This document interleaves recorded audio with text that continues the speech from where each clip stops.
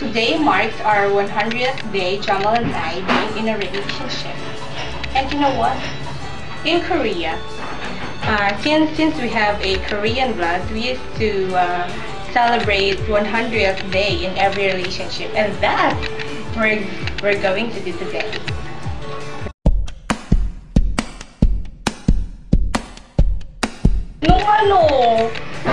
January 20. January 20, pinagplanuhan ko yun. Ng bonggang-bongga.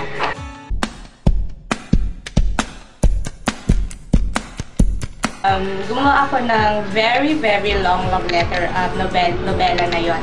Tapos, kasi Sunday yon, Friday, bumili ako ng bagong dress and bagong shoe. Yun ang sinuot ko. Ako magahan, nung sinundo niya ako sa bahay, nakaganda siya. Tapos wala siyang idea na sasagutin ko na siya. Nakaganto lang. Tapos, sabi niya, Henshel, ano ba makatak siya? Tapos, pagkabukas ko ng date, ganyan. May hawak ako siya dito sa likod. Sabi niya, para sa'yo. A bouquet of pink roses. Yun lang. Sa kanya, umiiyak na siya. Sabi ko, ay laki, umiiyak ko ng dalawa. Tears on siya.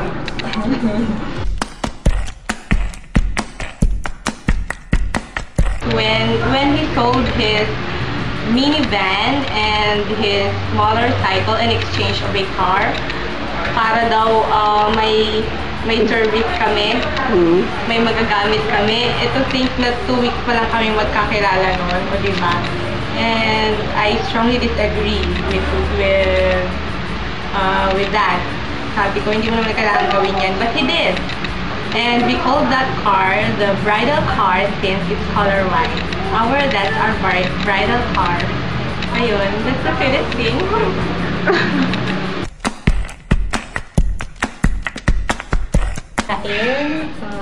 I guess we need to go to Save More. Let's save more ourselves. Come on, let's go.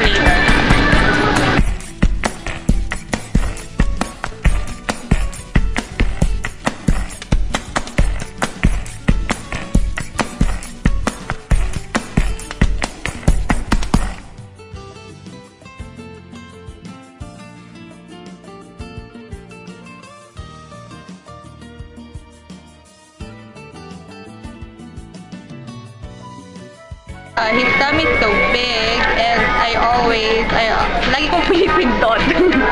Kaya ito, pillows, pinipindot. It's so fluffy, right? And see, like him. Hi baby love, happy 100th day, and these are for you. And I'm here right now in Malabon, kung saan una tayong naputokan ng gulong. Remember? Yan. I love you so much. Happy 100th day. Mwah, mwah, mwah, mwah. Saranghaeyo!